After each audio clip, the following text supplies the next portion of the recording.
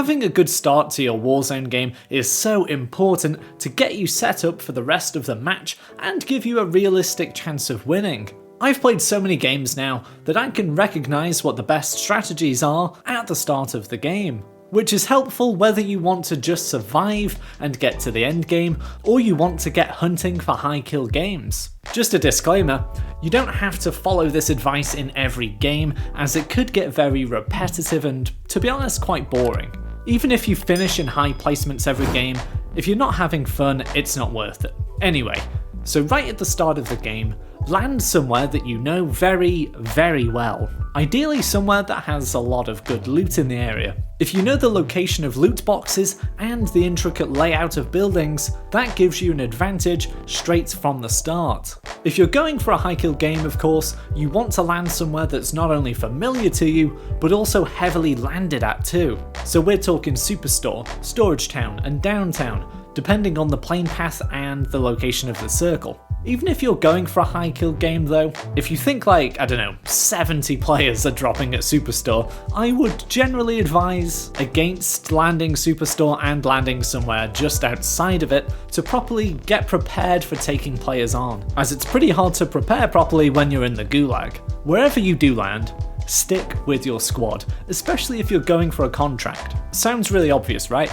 But it's surprising how often this doesn't happen. Usually at least one member wanders off. Now this doesn't mean hold their hand around from room to room. I'm talking when you're swooping in and you're looking around in the air for other players. If it's busy on the place you want to drop, be sure to group up. When you're actually looting and it's seemingly quiet, still be quite close to each other so you can react to enemies, but not so close that you're limiting the amount of loot that you're accumulating. Generally, my advice throughout any part of the game, but especially at the beginning, is don't hesitate with decisions, and make sure your whole team are acting together. The amount of times half the team has committed to the contract from the jump whilst the other has been scared off is just ridiculous. When you're looting early on in the game, be sure to keep the overpowered weapons when you come across them, and communicate well with your team with what you've got. For example, if you come across an RPG at the start of a game, that is well worth keeping. It sounds like a horrible player kind of move, but honestly, you're gonna down people with just one rocket and have the potential of killing more than one player with it. There's no chance someone's got EOD at this stage of the game. Of course, keep a keen eye on your cash building up so you can get a loadout as quickly as possible. There's usually a few shops in each location, however on the odd occasion there's actually no shop active or there's only one.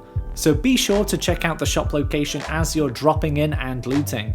The second you have enough cash for a loadout, head over and buy it immediately. The customised weapons are infinitely better and you've actually got your perks. At this point, don't be afraid to get overkill before the first map loadout drops, as you can just pick up Ghost in a little while. This is whether you're going for high kill games or not. Within your loadout, you definitely want to have a heartbeat sensor on to take advantage of people not having their loadout with Ghost yet. On the same note, get popping UAVs. This is the point in the game where you have a distinct advantage over the rest of the map. You have better weapons and can basically know their location. Take advantage whilst you can. Taking out other squads is not only fun, but also make sure you don't see them in the end game. And who knows, they might have been favourite to actually win that game, but didn't have their loadout yet. Now you may be hesitant to go around and be more aggressive to teams than you normally are, but worst case scenario here is that you die. But dying at the start of a game is the best time to die.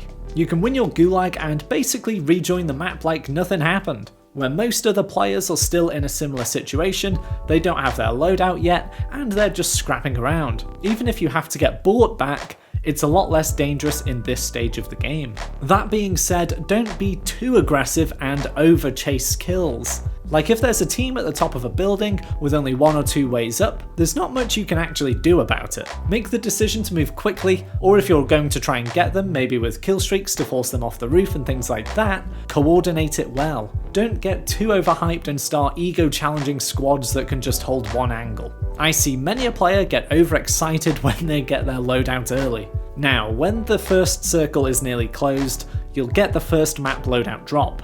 You want to go and get Ghost from it, of course you do.